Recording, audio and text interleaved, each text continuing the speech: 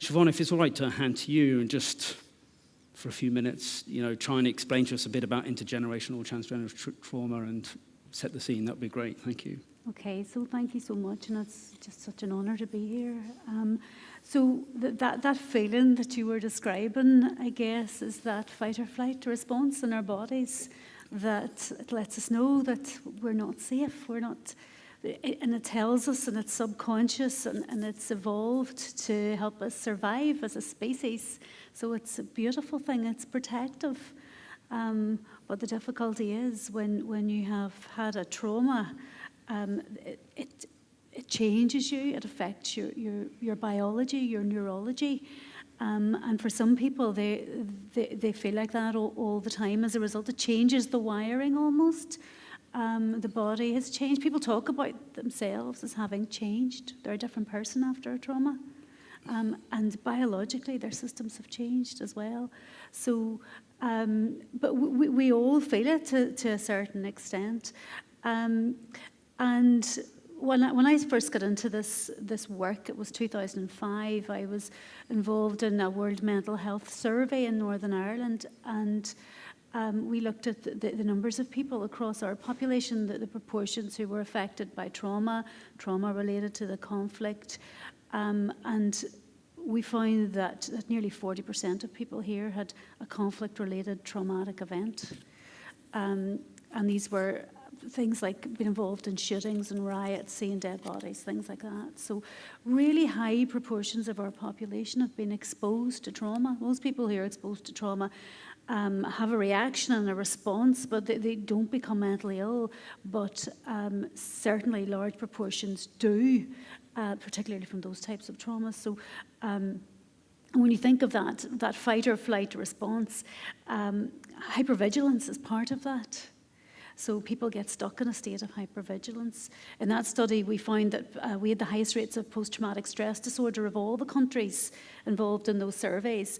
And PTSD involves flashbacks and nightmares, that re-experiencing. And it's associated with meaning-making, how we understand the trauma and our part in it.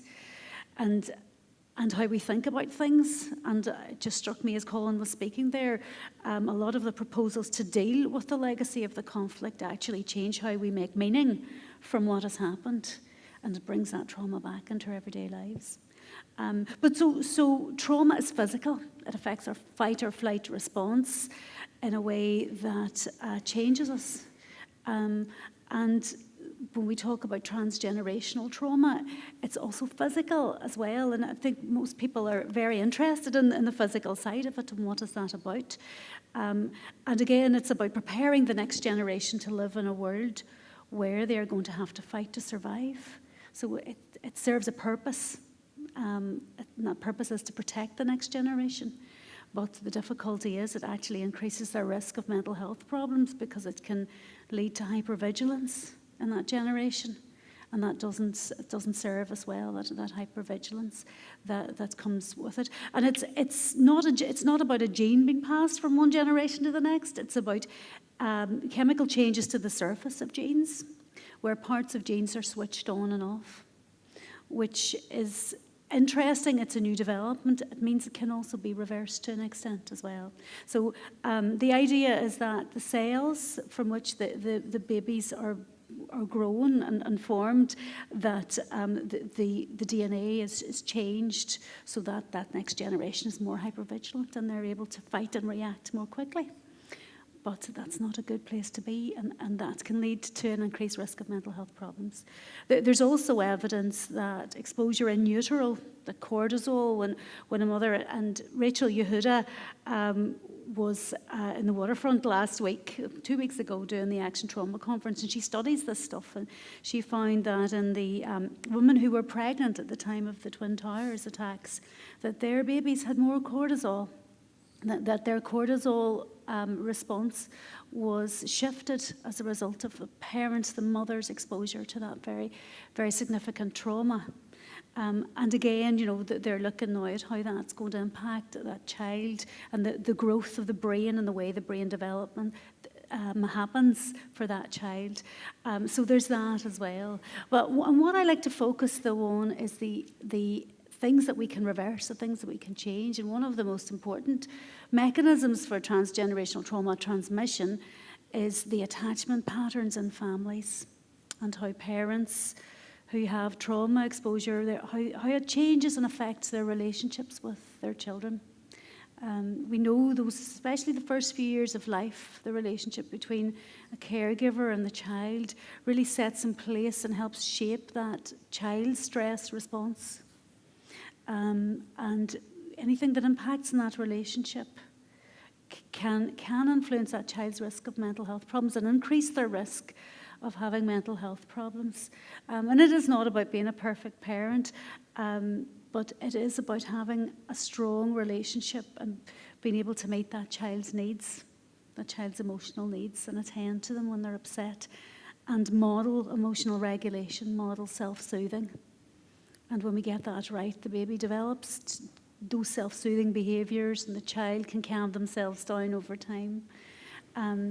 But you know, a traumatised parent who is hypervigilant, reactive, distant, withdrawn, believes the world's a very dangerous place.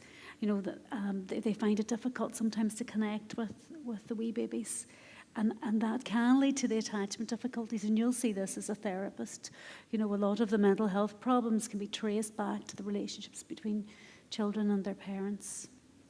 So those are things that are happening. It's not a parent's fault. It's how the body reacts to trauma. It's a very natural, normal response.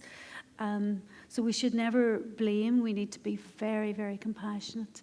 It's about recognising that we behave the way we behave because of the things that have happened to us. And that changes how we view the world. But unfortunately now we have a generation of young people where there's a lot of parents and grandparents who are carrying grief and trauma, who are a bit more hypervigilant, who have found it difficult to connect. And then we're living with the legacy of violence. We're living with inequalities. We're living with poverty. And now layered on top of all of that, we have these new meanings, new understandings that are happening around truth and justice. So we need to look at that generation of young people and think about how it's affecting them and how we build resilience. And the good news is even the biological stuff, it's epigenetics, it's about switching things on and off here. It's not about biology being destiny. So that's where I want to try and focus my work as mental health champion.